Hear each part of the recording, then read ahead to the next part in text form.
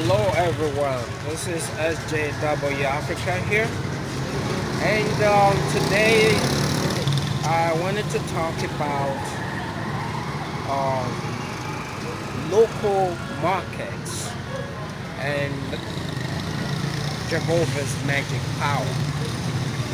So I'm at a gas station, and I want to show you a little bit of a local market here and talk about the connection um, between um, local market or Jehovah's magic power. So let me just show you around a little bit, and we'll continue our conversation. I hope you enjoy the scenery of a local market from Africa.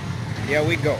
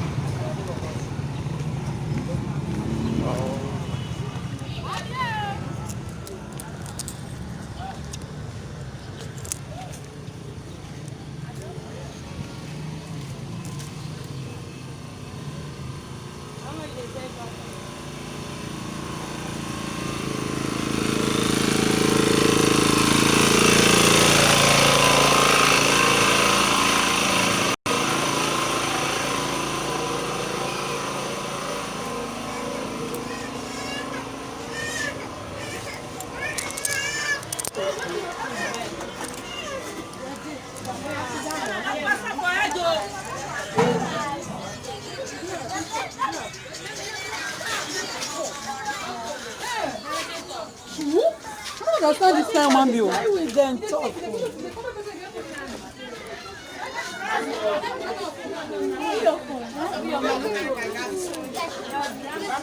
Excuse me.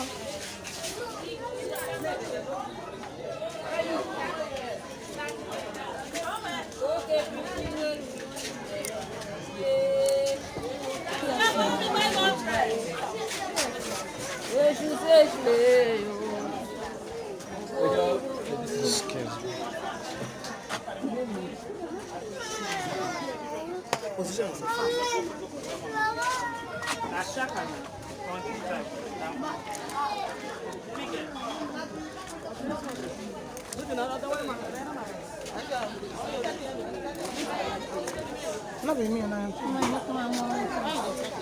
don't get money.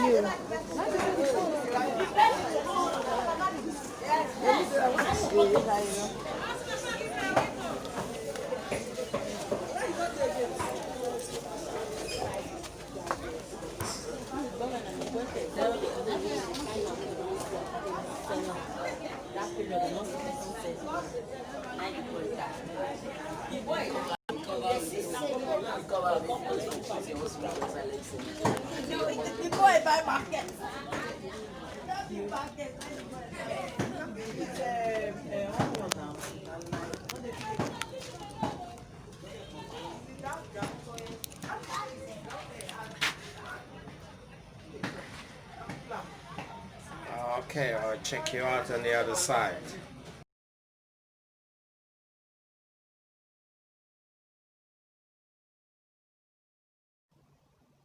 Oh, welcome back from that little tour. Uh,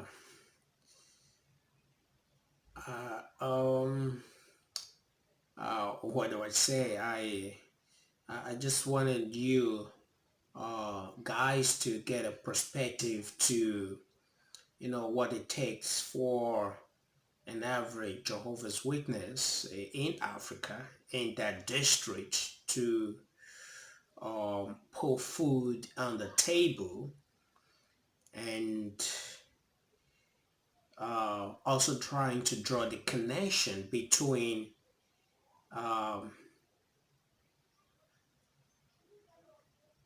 going to a local market to feed your family, or depending on Jehovah's magic power to save the day.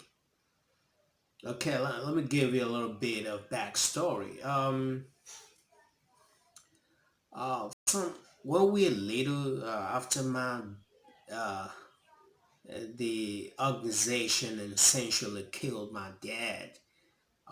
My mother was the sole breadwinner, and she would depend. We depended on agriculture, little farming here and there, and you know, check into the local market to do some trade to generate some tiny little bit of income for the family. And there's this a guy, a Bethelite at the time, who would always come to the house whenever my mom did not show up at the meeting. You know, he would, he was a Bethelite, a well-meaning one like that, a family friend actually. Perhaps my mom missed a Tuesday meeting, or sometimes that she will miss meetings on Sunday morning. You know, Sundays in Africa is popular for worship. The Jehovah's Witnesses with your public talk and a watch through study usually comes over every Sunday. So you got to be at the meeting. Well, my mom um would sometimes um miss out on it, and this Bethel uh guy would come to the house maybe much later in the day before they return to the Bethel complex, and would ask, "Oh, sister, why didn't we see you at the meeting today? Um, you know, we missed you at the meeting." And my mom would say, brother, it's pretty difficult these days. I had to go to the local market, you know, to see if I could get food for the family. And this Bethel guy, a family friend, would ask, say to my mom, don't you trust in Jehovah's power to provide for you, even if you did not have to go to the local market? And, you know, and they will have a conversation, uh, and they will have a conversation uh, surrounding that issue of the local market versus Jehovah's magic power to put food on the table. So when I look back now, though that, I think I was buying to it, or everybody would buy to it, even if you did not know. You would concur, even if you did not know the reason why you would agree with what they're saying. Jehovah, perhaps you didn't just trust in Jehovah enough. He could have provided for you, even if you didn't have to go to the local market.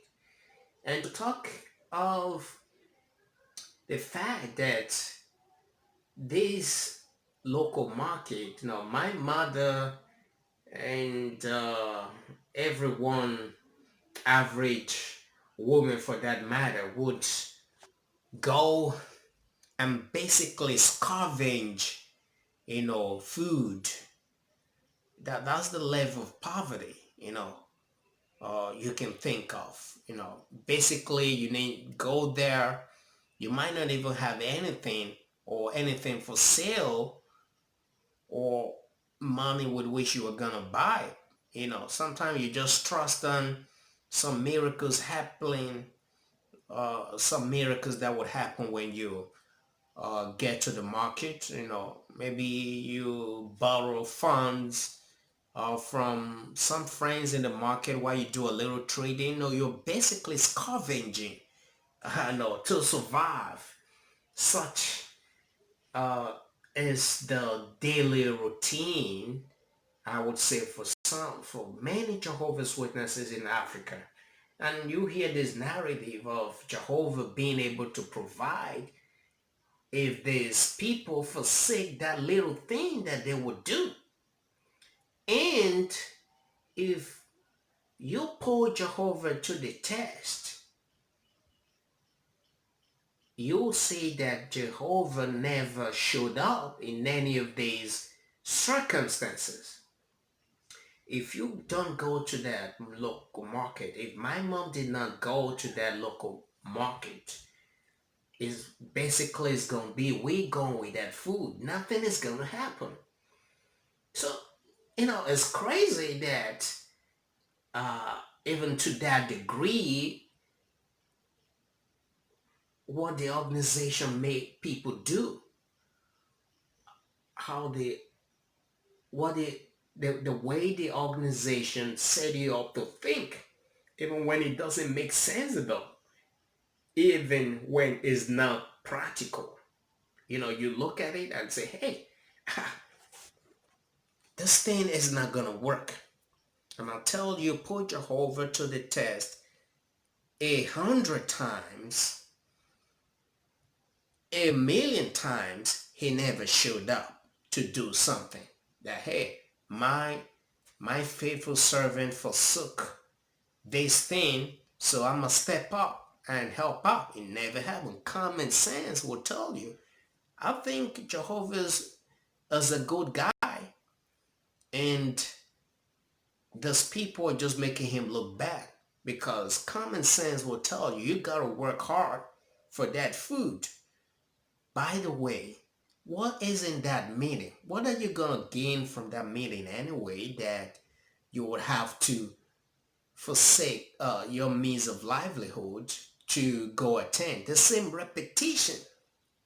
There's nothing fantastic you're gonna learn or refresh. No, they talk about going on the meeting and you're coming back refreshed.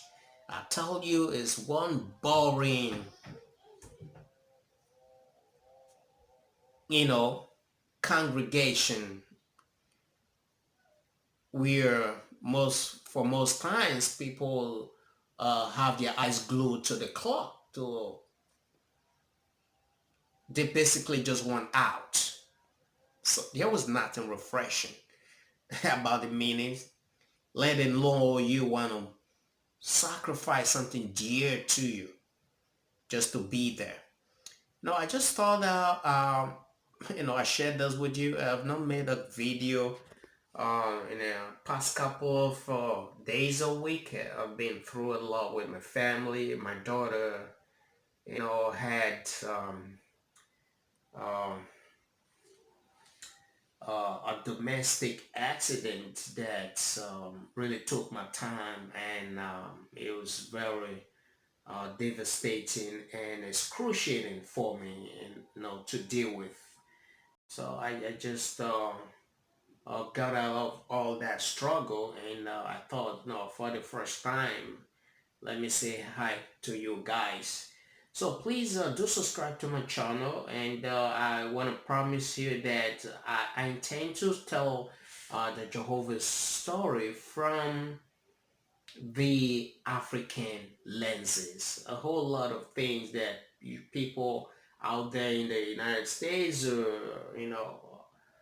UK, Germany, Canada, a whole lot they don't know about Africa and the struggle to stay afloat. How to be a Jehovah's Witness in a third world country. So please subscribe one more time to my channel, for more contents, because I intend to have fun with these stories. I'm doing all of these because I want it, not because I'm angry. I'm not angry about anything. I'm not resentful. I'm just having fun, telling stories from the African perspective. Uh, SJW Africa here, WESLEY'S. Please do like my channel and stay tuned. More coming your way soon. Bye.